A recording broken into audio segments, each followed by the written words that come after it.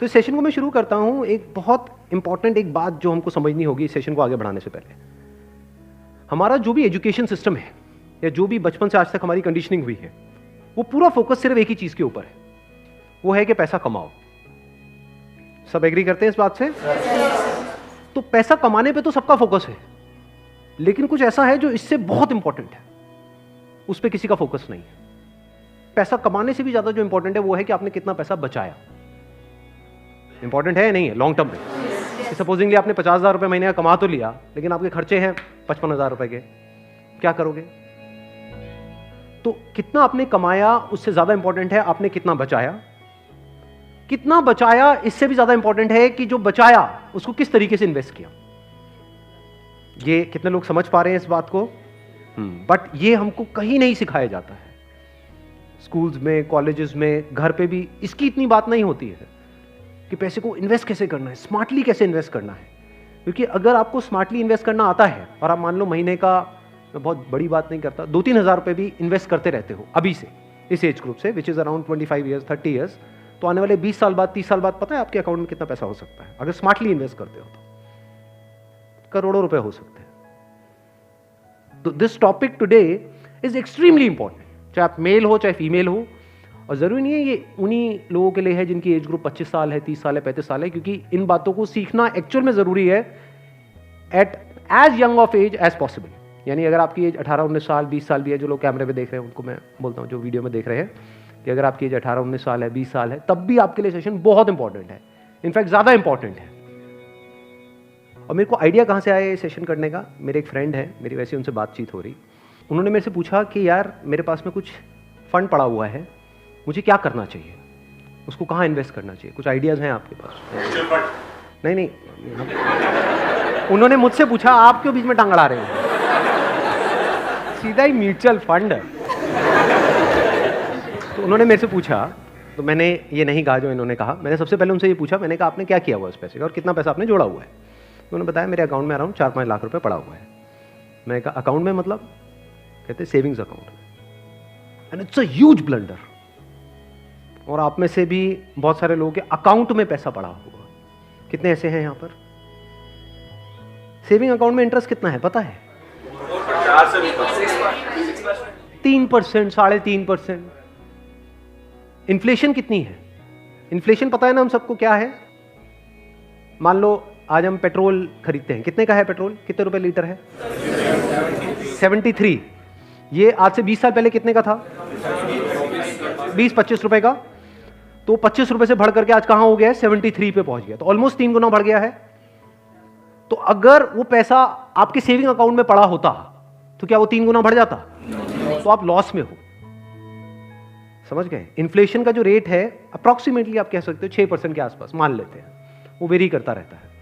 But अगर 6% inflation है और 3% आप अर्न कर रहे हो उस पैसे पे, तो आप कमा नहीं रहे हो, आप गंवा रहे हो, क्योंकि उस पैसे की वैल्यू कम होती चली जा रही है और आप खुश हो रहे हो कि मैं पैसा जोड़ रहा हूं। आप जोड़ नहीं रहे हो, आप बेवकूफी कर रहे हो। तो इस तरह की कुछ चीजें हैं जो हमको सीखनी बहुत जरूरी है। और जैसे मैंने उनको ये बात बोली तो it was a surprise for him. मैंने कहा ये पैसा सेविंग्स में क्यों पड़ा है, इसकी एफडी क्यों नहीं कराई? क्योंकि एफडी में एटलीस्ट 7% इंटरेस्ट है। कहता मैंने कभी सोचा ही नहीं ऐसे, मेरे को किसी ने बताया ही नहीं इसके बारे में, कभी सिखाया ही नहीं।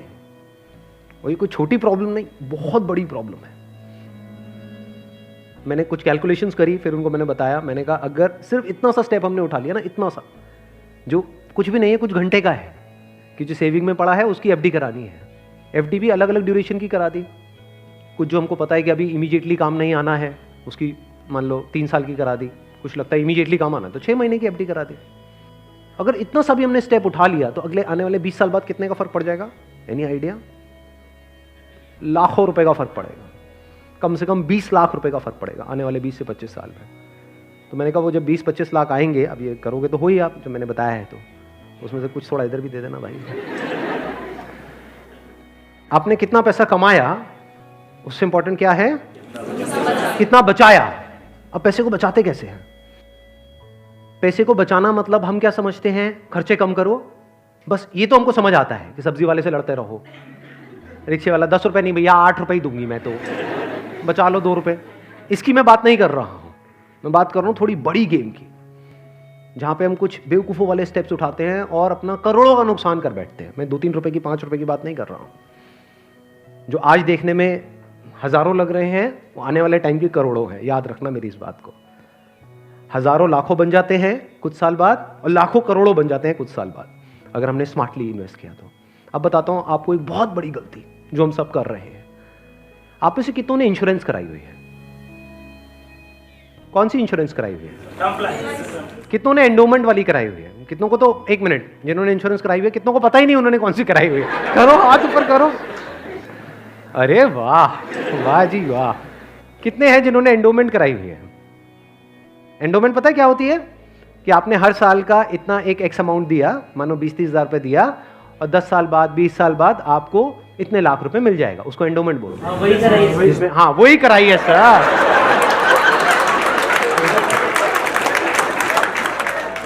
क्या सर एंडोमेंट पेंडोमेंट बोलते हैं? सीधी बात करो ना। इंश्योरेंस का मतलब लोग यही समझते हैं इंडिया में कि हर साल का इतना पैसा जाना है, इतना प्रीमियम जाएगा, 20,000, 30,000, 40,000, और 20 साल बाद आपको इतने लाख रुपए मिल जाएगा। मान लो 20 लाख रुपए मिल जाएगा, जो सुनने में बड़ा अट्रैक्टिव लगता है। बेवकूफों वाला स्टेप है ये। कितनों ने टर्म इंश्योरेंस कराई हुई है? हार्डली 3 या 4 या 5 लोग। कमाल जी कमाल। देख लो कितना बड़ा ब्लंडर है ये अभी आप सपने में भी नहीं सोच सकते। और ये आपको कोई नहीं बताएगा, ना कोई बैंक वाले बताएंगे, ना कोई इंश्योरेंस एजेंट बताएगा, ना आपका कोई दोस्त बताएगा, क्योंकि जब पैसा बीच में आ जाता है तो यारी दोस्ती सिर्फ नाम की होती है। दारू पी रहे हो, ओ तुम मेरा भाई है, मैं तेरे साथ में कभी कुछ गलत नहीं कर सकता, ले तू एंडोमेंट करा, ओ तुम मेरे पे छोड़ दे यार। और आपको पता ही नहीं आपका कितना बुरी तरीके से कटा है। तो अब ध्यान से समझना, ये जो टर्म इंश्योरेंस है ये आपको कराने के लिए कोई नहीं बोलेगा। क्यों? क्योंकि इसमें जो इंश्योरेंस एजेंट है उसको पैसा ना के बराबर मिलेगा। जो एंडोमेंट प्लान्स होते हैं, जो यूलिप्स होते हैं, उसमें उनको अच्छा खासा कमीशन मिलता है। कुछ केसेस में 30% तक भी मिलता है। अगर आपने मानो 20,000 की इंश्योरेंस कराई तो 30% कट गया आपका। आपका कट नहीं गया है, पैसा आपका कट गया है। 6,000 रुपए गया। अगर 6,000 रुपए वैसे कहीं पे खो जाते हैं या नहीं मिलते हैं या कोई लेकर के आपसे भाग जाता है, कितने दिन तक टेंशन रहती है? मजे की बात क्या है, आपको पता ही नहीं है कि आपके साथ क्या हुआ है। ये जो टर्म इंश्योरेंस होती है इसमें ना के बराबर कटता है। इसमें बस एक पॉइंट होता है जिसको सुनते ही आप लोगों को झटका लगेगा, जिनका कन्वेंशनल माइंडसेट है। टर्म इंश्योरेंस क्या होती है कि आप इतना पैसा देते रहो, मानो आपने 10 साल दिया, 20 साल दिया, 30 साल दिया, 30 साल बाद आपको 1 रुपए भी वापस नहीं आएगा। ओ सर, ये क्या सर, वापस नहीं आएगा तो फायदा क्या है? इंश्योरेंस किस लिए होती है? किस लिए होती है? कि कल को आपको कुछ हो जाए। ये बेसिक सी बातें बता रहा हूं आपको, ये नहीं पता है लोगों को। अभी देख लो कितनों ने हाथ उठाया था। बेसिक सी बात समझो, इंश्योरेंस का जो मतलब होता है वो होता है कि अगर आपको कुछ हो गया तो आपकी फैमिली को इतना पैसा मिल जाए कि उनको टेंशन ना हो। मान लो आप अर्निंग मेंबर हो फैमिली में, आप महीने का मान लो 30,000 कमा रहे हो, 40,000 कमा रहे हो, तो इंश्योरेंस का मतलब क्या है कि अगर आपको कुछ हो जाए तो आपकी फैमिली को इतना पैसा मिलना चाहिए कि उनके पास 40-50 हज़ार रुपये आता रहे। ये जो पॉलिसीज होती हैं, एंडोमेंट, यूलिप और ये सब जितनी भी होती हैं, इसमें कवर बहुत कम होता है। कवर का मतलब समझते हैं हम? कवर मतलब लाइफ कवर, जितने की कवरेज हुई है। कि अगर आप मानो 50,000 का प्रीमियम दोगे तो आपको कवरेज मिलेगी, अलग अलग प्लान में अलग अलग होती है, मान लो 10 से 20 लाख रुपए की। मान लो अगर आपको 20 लाख रुपए मिल भी गया आपकी फैमिली को आपके जाने के बाद में, अगर आप साल का 50,000 दे रहे हो तो इसका मतलब अच्छा खासा कमा रहे हो, मान लो लाख रुपए महीने का कमा रहे हो, तो क्या उस 20 लाख रुपए में आपकी सारी जो भी फैमिली की प्रॉब्लम्स है वो सारी सॉल्व हो जाएगी? तो करा क्यों रहे हो ऐसी इंश्योरेंस? बस लालच, कितने साल बाद इतना पैसा मिलेगा? 20 लाख को अगर आपकी फैमिली आपके जाने के बाद में बैंक में रखती है, वहां से कितना इंटरेस्ट आएगा? मान लो 7% भी आ जाता है। 7% कितना होता है? 1,40,000, 20 लाख पे महीने का कितना हुआ? 12,000 रुपये महीना। चलो 1 लाख भी हटा देते हैं। अगर आपकी सैलरी 50,000 थी तो क्या 12,000 रुपये महीना बहुत है आपके लिए, आपकी वाइफ के लिए, आपके बच्चों के लिए, आपके मदर फादर के लिए, सबके लिए बहुत है? बिल्कुल। तो फिर ऐसी इंश्योरेंस हम क्यों कराते हैं? क्योंकि हम इन चीज़ों में कभी दिमाग ही नहीं लगाते हैं, कोई और हमारे लिए दिमाग लगा रहा होता है, कोई एजेंट या फिर बैंक वाले फोर्स कर रहे होते हैं। आजकल ये नया ट्रेंड चल गया है कि आपके बैंक अकाउंट में थोड़ा सा भी पैसा पड़ा होगा तो बैंक से फोन आ जाएगा। हो रहा है ऐसा है, नहीं हो रहा है कि क्यों रखा हुआ है, ये करा लो ना, वो करा लो ना। अब वो क्या करवाने को बोलेंगे आपको, जिसमें आपका फायदा है, जिसमें उनका फायदा है। इस बेसिक सी चीज को समझ लो। तो टर्म इंश्योरेंस के लिए आपको कोई नहीं बोलने वाला। उल्टा अगर आप बोलोगे तो वो लोग मना ही करेंगे, आपको कहेंगे इसमें मिलना तो है नहीं, फायदा क्या है। अब टर्म इंश्योरेंस का फायदा समझो। यहां पे आपने एंडोमेंट में, यूलिप में कितना दिया, 50,000 साल का, और मिला कितना, कवर कितने का है, 20 लाख का मैक्सिमम। कई कई केसेस ऐसे भी हैं जहां पे 50,000 आपने दिया और 10 लाख का कवर है, और 10 लाख रुपए कुछ भी नहीं है अगर कुछ आपको हो जाता है तो। अब वहां पर क्या है, 10,000 रुपए आप देते हो साल का, और कवर कितना है, 1 crore. 1 crore approximately, depends upon the age. But 1 crore का आपको कवर मिला। 10,000 रुपए आपने साल का दिया, 1 करोड़ अगर उन्होंने बैंक में भी रखा तो कितना आया, 7 लाख रुपए साल का आया। महीने का कितना हुआ, अराउंड 60,000। बहुत है। अगर आप 50,000 रुपए कमा रहे हो, बल्कि 10,000 ज्यादा दे दिए। अगर आप मैं वही बोलने ही वाला था कि अगर आप जरूरत से ज्यादा लड़ते हो घर में तो आपके घर वाले खुश होंगे। चलो एक काम तो अच्छा किया जिंदगी में। तो अगर आपका बजट 50,000 का है इंश्योरेंस कराने का, तो 10,000 आपने कराई टर्म इंश्योरेंस, बिना ये सोचे कि मेरे को वापस कितना मिलेगा, क्योंकि वापस मिलने के लिए इंश्योरेंस नहीं है। इंश्योरेंस है लाइफ कवरेज के लिए। टर्म इंश्योरेंस मतलब क्या, कि आप उतना ही पैसा दे रहे हो जितने का आपको लाइफ कवर चाहिए। सिंपल। मान लो आप लाख रुपए महीने का कमा रहे हो, तो आपको कितने की पॉलिसी चाहिए, 2 करोड़। 2 करोड़ की। 2 करोड़ के लिए कितने का प्रीमियम जाएगा साल का, 20,000 रुपए। बस, इससे ऊपर 1 रुपए भी देना इलॉजिकल है। इसको बोलते हैं पैसे को बचाना। और वैसे अगर आपको 2 करोड़ की कवर चाहिए एंडोमेंट पॉलिसी में, तो कितने का प्रीमियम देना पड़ेगा साल का, 10 से 20 लाख रुपए साल का आपको प्रीमियम देना पड़ेगा। मतलब जितना कमा रहे हो उससे ज्यादा देना पड़ेगा। समझ गए क्या हो रहा है? जो कमा रहे हो वो सारा इंश्योरेंस में ही जाएगा, तब जाकर के एक ढंग का कवर मिलेगा आपको। जब मैंने भी अपने घर में बात करी टर्म इंश्योरेंस कराने की अपनी, तो उन्होंने सबसे पहली चीज यही पूछी, मेरे जो फादर है, कि ठीक है ये तो समझ आता है कि इतना पैसा जा रहा है, 20 साल बाद कितना मिलेगा? मैं कुछ नहीं मिलेगा। मैं कहा हाँ अगर कुछ हो गया तो मिलेगा। कहता अरे नहीं नहीं बेटा ये क्या बात कर। मैं कहा इसीलिए होती है इंश्योरेंस पॉलिसी, मिलेगा। इस तरह से आप ज्यादा से ज्यादा कवर ले सकते हैं। Health insurance sir, health insurance is must. आज के टाइम में बहुत जरूरी है।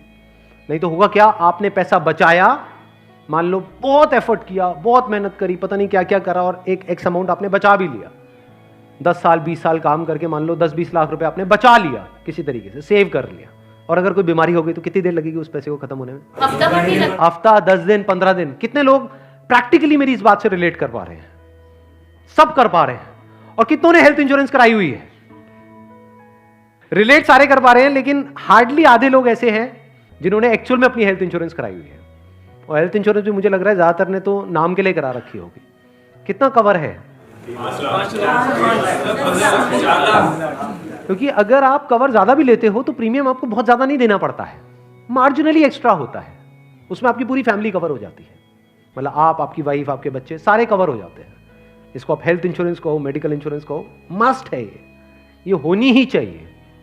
ज्यादातर ऐसे केसेस में क्या होता है, जिन्होंने कोई हेल्थ इंश्योरेंस अपनी नहीं कराई होती है, क्योंकि अब छोड़ तो सकते नहीं उस पर्सन को जो हमारे साथ में है, या खुद अगर कुछ हो गया तो अब अपने आप को ये तो नहीं कह सकते कि हाँ मरते तो ऐसे में क्या होता है, एक तो सेविंग्स आपकी खत्म होती है बड़ी तेजी से, दूसरा क्या खत्म होता है, और क्या होता है, लोन लेना पड़ेगा, उधार लेना पड़ेगा। उस उधार को चुकाने का मतलब क्या है कि आप कभी जिंदगी में दोबारा सेव कर ही नहीं सकते। समझ रहे हो ये प्रॉब्लम कितनी बड़ी है और कितनी कॉम्प्लिकेटेड है ये, कि मतलब जिंदगी में कभी आप पैसा जोड़ ही नहीं पाओगे, क्योंकि जो कमाओगे अब वो सारा उधार चुकाने में लगता रहेगा। या तो आप लोन लोगे बैंक से, या अपने किसी दोस्तों से, यहां से वहां से, जिससे भी लोगे। अगर नहीं दोगे उनको वापस तो दोस्ती खराब करोगे। और एक और जब बात यहां तक आई है तो एक और चीज, एक और गलती हम करते हैं, we want to make quick money. उससे हमेशा बच करके रहो। जहां भी क्विक मनी की बात हो रही हो, कि भैया इतना पैसा लगा दो, इतने टाइम में इतना पैसा मिल जाएगा, ये हो जाएगा वो हो जाएगा, वहाँ से भाग जाओ, उल्टे हो जाओ और भाग जाओ वहाँ से, रुकना मत गलती से भी। ऐसी बहुत सारी स्कीम्स चल रही हैं मार्केट में, अनलिमिटेड, और करोड़ों लोगों ने अपने पैसे गंवाए हैं इन चक्करों में। अब आते हैं एक दूसरे एस्पेक्ट पे कि चलो हमने स्मार्टली पैसे को जोड़ा। कब जोड़ा? जब फालतू की जगह पे हमने पैसे को ब्लॉक नहीं किया। जैसे अगर आपने कोई एंडोमेंट प्लान ले लिया इंश्योरेंस का, जहां पे आपका साल का 50,000 रुपये जा रहा है, तो 50,000 रुपये तो आपका ब्लॉक हो गया अगले 20 साल के लिए, समझ गए ना? तो हमने वहां पे स्मार्टली प्ले किया, टर्म इंश्योरेंस कराई, वहां से पैसा बचाया। तो अभी जो पैसा बचा इसका हम क्या करें? क्या सेविंग अकाउंट्स में पड़ा रहने दें? नो यूज, वो आपका पैसा बढ़ नहीं रहा है, एक्चुअल में कम हो रहा है। वहां पे जो आपके पैसे पड़े हुए हैं वो 10 साल बाद और कम हो जाएगी उसकी वैल्यू। तो करना क्या चाहिए? इतना पैसा जितना आपको लगता है कि यार मेरे को इमीडिएटली जरूरत पड़ सकती है, वो कितना है? जितना आपके महीने के खर्चे हैं, इंटू 6 कर दो। वो पैसा है जो आपको कभी भी जरूरत पड़ सकती है। तो उस पैसे की आपने एक 6 महीने की एफडी करा दी। और एक बहुत अच्छा ऑप्शन अवेलेबल है हमारे पास में, वो है म्यूचुअल फंड्स। म्यूचुअल फंड्स पता है सबको क्या है? कितनों ने ऑलरेडी इन्वेस्ट किया हुआ है म्यूचुअल फंड्स में? बहुत कम लोगों ने। क्यों नहीं किया हमने इन्वेस्ट? पता ही नहीं सर। नंबर 1 करेक्ट इंफॉर्मेशन नहीं है, नंबर 2 हम डरते हैं। हमें लगता है म्यूचुअल फंड भी कोई स्कीम है कि पैसा इकट्ठा किया और कल को अगर भाग गए या बंद हो गया तो पता नहीं क्या होगा।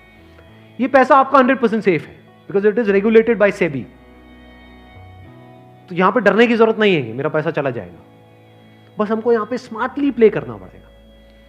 सो what we need to do is, एक तो आपने अपने 6 महीने का जो अपना कॉर्पस है उसको अलग कर दिया, यानी जो पैसा आपको चाहिएगा उसकी आपने एफडी करा दी, इंश्योरेंस वगैरह को प्लान कर लिया अच्छे से।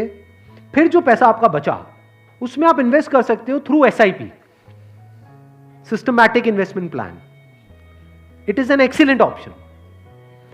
Never try to get into stocks directly अगर आपको बहुत ही डीप नॉलेज नहीं है शेयर मार्केट की। तो हाँ, you are qualified in that और आपका काम ही वही है, तब तो ठीक है। बट किसी की सलाह सुनी कि यार, या कोई कहानियां सुनी कि ये शेयर पहले इतने इतने का था अब इतने का हो गया, सुनी होंगी ऐसी कहानियां। Never invest in stocks directly, क्योंकि कुछ नहीं पता कि वो कंपनी का क्या होने वाला है। हो सकता है आपका 100 रुपये आपने पूरा जो भी आपने जोड़ा या 1 लाख रुपए आपने जोड़ा और किसी के एडवाइस पे आपने उठा करके लगा दिया, वो 1 लाख रुपए 10,000 भी रह सकता है कुछ टाइम के अंदर अंदर, पता भी नहीं लगेगा। कहते हैं ना, never put all your eggs in the same basket, in one basket. तो अब करें क्या? क्योंकि अब प्रॉब्लम क्या है, इन्फ्लेशन अगर है 6% का और एफडी में आपको मिल रहा है 7%, तो अल्टीमेटली आप कितना कमा रहे हो? 1%। 1% से क्या होगा? करोड़पति बन जाओगे? इम्पॉसिबल। तो आप क्या कर सकते हो, अपना आधा पैसा सेफ जगह पर रखो। सेफ जगह क्या है? एफडी हो गया। एफडी में भी एक और चीज है जो बहुत लोगों को नहीं पता है। वो क्या है कि ऐसे, एक तो है बैंक में आप एफडी कराते हो, एक है कुछ कंपनीज है जो क्रिसिल से या इकरा से, ऐसे ये कुछ ऑर्गेनाइजेशंस हैं, वहां से AAA रेटेड है। AAA रेटेड का मतलब होता है highly secure, as secure as a bank. वहां पर अगर आप एफडी कराते हो तो आपको 9% तक का इंटरेस्ट मिल जाता है। ये जो सुनने में लगता है ना 7% और 9%, ये अभी छोटा लगता है, लेकिन आने वाले 20 साल बाद इसकी कितनी बड़ी अमाउंट होती है अगर आप कंपाउंडिंग को बीच में ले आओ, that you can't even think in the wildest of your dreams. Compounding कितने लोगों को पता है? बहुत कम को। देखो, कंपाउंडिंग मतलब होता है जो हमको इंटरेस्ट मिलता है हमारे पैसे पे, जहां भी हम इन्वेस्ट करते हैं उस इंटरेस्ट पे भी तो इंटरेस्ट मिलता है ना। मान लो आपने 100 रुपए इन्वेस्ट किया, 1 साल बाद 20% की रिटर्न आई, तो अगले साल 120 पे 20% मिलेगा। कितना हो गया? 144। उसके अगले साल 144 पे 20% मिलेगा, 100 पे नहीं मिलेगा। और जब इसको आप इस तरीके से देखते चले जाओगे तो ये फिगर देखने में छोटी लगेगी, शुरू छोटे से होएगी, शुरू होएगी 2-3 हजार 5 हजार से, ये करोड़ों में पहुंचने में देर नहीं लगेगी। मतलब हर महीने का मैं कंजर्वेटिव भी पकड़ता हूं, अगर 2-3 हजार रुपए भी हम सेव करते हैं, उसको स्मार्टली इन्वेस्ट करते हैं, इतना सा सीख जाते हैं, तो बहुत बड़ा डिफरेंस आ जाएगा हमारी लाइफ में आने वाले कुछ साल बाद, ह्यूज डिफरेंस। तो आपको दिमाग ये लगाना है कि लॉन्ग टर्म में बेस्ट पॉसिबल ऑप्शंस क्या क्या अवेलेबल है। जैसे आप में से कितने हैं जो मैरिड हैं और जिनकी कोई डॉटर है? तो एक गवर्नमेंट की तरफ से एक स्कीम है सुकन्या योजना करके, सुना है इसके बारे में? That is an excellent investment option, government की तरफ से सब्सिडाइज्ड है वो। तो वहां पे आप एक्सपेक्ट कर सकते हो 9% की रिटर्न जो गवर्नमेंट की तरफ से मिल रही है आपको, और हर साल का आपके ऊपर है आपको कितना इन्वेस्ट करना है। हाईएस्ट लिमिट 1.5 लाख की है, बट आपके ऊपर है, किसी साल में आपने 10,000 कर दिया, कभी 20,000 कर दिया, ऐसे आप करते रहे over a period of next 15-20 years. उसके बाद में एक बहुत बड़ा कॉर्पस उसको मिलेगा अपने एजुकेशन के लिए या किसी भी चीज के लिए, फ्यूचर के लिए। इसको बोलते हैं स्मार्ट इन्वेस्टमेंट। पैसे से पैसा कैसे कमाना है, ये एक बहुत बड़ी आर्ट है, क्योंकि ये जिसको आती है और अगर उसकी कमाई कम भी है तब भी वो आने वाले 20-30 साल बाद बिल्कुल ऐसा है जैसे कछुआ और खरगोश की कहानी, इमीडिएटली नहीं। मान लो कोई बंदा है 50,000 रुपए कमा रहा है लेकिन वो स्मार्टली इन्वेस्ट कर रहा है, दूसरी तरफ से कोई बंदा है जो 1 लाख रुपए महीने का कमा रहा है लेकिन ना तो ढंग से पैसा बचा रहा है ना समझदारी से इन्वेस्ट कर रहा है, तो आने वाले 20-30 साल बाद ये जो 50,000 वाला है ये उससे बहुत आगे होगा, ये करोड़ों में होगा, और उस बंदे के हाथ में कुछ भी नहीं होगा, वो हो सकता है डेट में होगा, मतलब उसके ऊपर कर्जा होगा और ये बंदा ऐसा होगा जो कर्जा देने लायक पोजीशन में होगा। ऐसा भी हो सकता है, ये अगर हम बेसिक से फंडों को समझते चले जाएं तो अब ध्यान से समझना। अब यहां पर हम कहां तक पहुंच गए थे? SIP is an excellent option. SIP का मतलब होता है कि आपने अपना एक अमाउंट फिक्स कर लिया, हर महीने का इतना अमाउंट तो SIP में देना ही देना है म्यूचुअल फंड में। अब म्यूचुअल फंड कैसे चूज करें? हजारों म्यूचुअल फंड है। लार्ज कैप इक्विटी फंड को पकड़ो, वो भी कुछ वेबसाइट्स है जैसे मनी कंट्रोल है, वैल्यू रिसर्च है, वहां पर जाकर के देखो उन फंड्स की रेटिंग कम से कम 4 से 5 स्टार होनी चाहिए। कोई ऐसा फंड है उसकी 1 या 2 स्टार की रेटिंग है, मत करो उसमें, बल्कि ऐसा फंड होना चाहिए जो हर वेबसाइट पे 4 या 5 स्टार की रेटिंग हो। अब आपने क्या किया कि हर महीने का अपना एक अमाउंट फिक्स कर लिया, दैट कुड बी एनीथिंग, 1,000 रुपए, 2,000 रुपए, 3,000 रुपए, 4,000, 5,000, what ever that amount is. SIP के थ्रू ऑटोमेटिकली इतना अमाउंट आपके अकाउंट से डेबिट होता चला जाएगा over a period of next 10 years, 20 years, 30 years. अभी स्मार्ट इन्वेस्टमेंट क्यों है? एक तरफ से मैं इंश्योरेंस के लिए मना कर रहा था, इसके लिए स्मार्ट क्यों है? क्योंकि यहां पे आपका पैसा नहीं कट रहा है, जो पैसा आप लगा रहे हो पूरा का पूरा इन्वेस्ट हो रहा है। इसमें भी 2 ऑप्शन है, एक आप ब्रोकर के थ्रू जा सकते हो, एक है डायरेक्ट जा सकते हो, तो वहां पे आपका 1% और बच जाएगा। मान लो टोटल 1.5% कटना था हर साल का, तो अब कितना कटेगा? सिर्फ 0.5%। अभी 1% सुनने में छोटा लगता है, but over a period of 20-30 years ये लाखों रुपए का होता है। मतलब डिसीजन लेने में कुछ मिनट्स लगते हैं इन बातों को समझने में, लेकिन आने वाले टाइम में यही फर्क होगा कि आपके अकाउंट में लाखों है, करोड़ों है, क्या है। अच्छा, म्यूचुअल फंड क्यों और स्टॉक्स क्यों नहीं? क्योंकि स्टॉक्स में आप 1 या 2 या 4 में इन्वेस्ट कर रहे हो, म्यूचुअल फंड जो है वो डिवाइड कर देते हैं। वो मान लो 50 में उन्होंने इन्वेस्ट कर दिया, तो अब अगर उसमें से एक कंपनी बंद भी हो गई तब भी प्रोपोर्शनेटली जो आपने इन्वेस्टमेंट करी है उसमें उसका परसेंटेज क्या था? मान लो 2%, तो आपको 100 रुपए 98 रह गया, बस इतना ही हुआ। अब मार्केट में सबसे बड़ा डर लोगों को यह होता है जो म्यूचुअल फंड में नहीं इन्वेस्ट करते हैं कि कल को नीचे आ गया तो क्या होगा, क्योंकि नीचे आने की कोई लिमिट नहीं है। FD में यह है कि नीचे नहीं आएगा, इंटरेस्ट कम हो सकता है, नीचे नहीं आएगा। तो म्यूचुअल फंड में लोग नीचे आने के नाम से डरते हैं, ऊपर जाने में कोई डर नहीं है। अगर गारंटी मिल जाए कि भैया साल का इतना % तो आना ही आना है और आता ही रहेगा जिंदगी भर, तो कोई डर ही नहीं है, फिर तो सारे लगा देंगे, बट कोई गारंटी नहीं है ना, और नीचे भी जा सकता है। तो अगर कुछ ऐसा हो जाए कि अगर म्यूचुअल फंड नीचे भी जाए तब भी आपका फायदा हो जाए, तो प्रॉब्लम सॉल्व हो गई ना। ये मेरी अपनी स्ट्रैटेजी है, ये कोई किसी बुक में नहीं है या कोई थ्योरी नहीं है, ये मेरी अपनी स्ट्रैटेजी है, वो मैं आप लोगों के साथ में शेयर कर रहा हूँ। आपको क्या करना है? मोटा मोटा स्टॉक मार्केट को ट्रैक करना है, हफ्ते में 1 दिन देख लो कि अभी कितने पे चल रहा है। मान लो एक पीक है, पीक अभी मान लो 40,000 है, अभी मार्केट चल रहा है अराउंड कितना? 37 के अराउंड चल रहा है। तो मेरी स्ट्रैटेजी क्या है? जैसे ही मार्केट 20% से नीचे गिर जाए कि मार्केट की ये पीक है, मान लो 40,000 है, अब मार्केट 30,000 पे आ गया है, तो आपने क्या किया? पहले इन्वेस्ट किया हुआ था SIP में, लार्ज कैप्स में, आप इमीडिएटली जैसे ही मार्केट 30 पे आई आप स्विच कर गए मिड कैप में, not even in small cap, mid cap. अब ऐसा क्यों किया? क्योंकि जब मार्केट 20% टूटेगा, सेंसेक्स का मतलब लार्ज कैप्स जो बड़ी कंपनीज हैं, जब मार्केट 20% टूटेगा यानी बड़ी कंपनीज के जो शेयर्स हैं वो 20% से टूटेंगे, तो जो छोटी कंपनीज हैं उनके शेयर्स 50 से 60%, 70% तक टूट जाएंगे। तो जब वो 60% टूटा तो 100 की चीज आपको कितने में मिल गई? 50 में या 40 में। तो जब मार्केट नीचे भी गया तो आपका फायदा हो रहा है। ये स्ट्रैटेजी समझ आ गई? वापस से जैसे ही मार्केट जो भी लास्ट उसकी पीक थी, मान लो 40,000, उससे 20% ऊपर गया तो मिड कैप से आप स्विच कर गए वापस से लार्ज कैप में। ये स्ट्रैटेजी जो है ये मैंने सीखी है वॉरेन बफे से। उनका जो बेसिक सा फंडा है, मतलब अगर एक लाइन के अंदर बोला जाए, वो क्या है कि जब मार्केट बहुत ज्यादा ग्रीडी हो तो डरो, और जब मार्केट डरा हुआ है तो ग्रीडी हो जाओ। बेसिक सा फंडा है। मतलब जब सब डरे हुए हैं तो थोड़े से लालची हो जाओ, और जब सब लालची हो रहे हैं, मतलब मार्केट ऊपर भाग रहा है, तो डरने लग जाओ।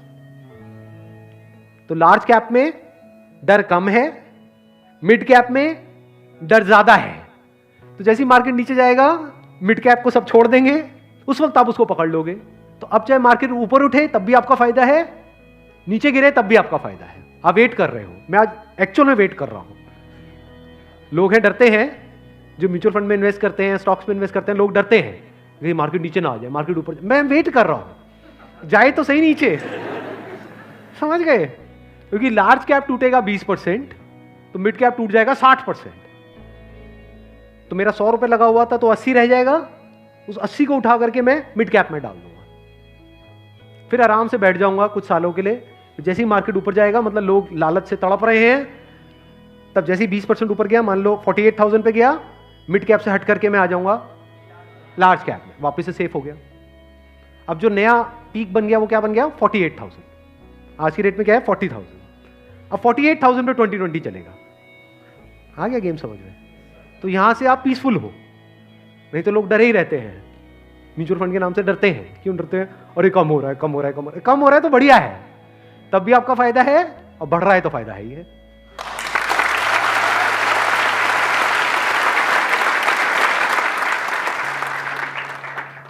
समझ गए? ये बेसिक सा फंडा है, हमेशा याद रखना। मतलब मासिस की जो साइकी है उससे आप कुछ अलग करोगे तभी आपके साथ कुछ अलग होगा। नहीं तो पूरी मार्केट रो रही होगी, आप भी बैठ करके रो रहे होंगे, अरे टूट गया टूट गया टूट गया टूट गया, अरे गिर गया गिर गया गिर गया गिर, मैं बर्बाद हो गया, मैं बर्बाद। बर्बादी में भी आपका जश्न होगा अगर इस तरह से आप समझ पा रहे हो तो। Thank you so much.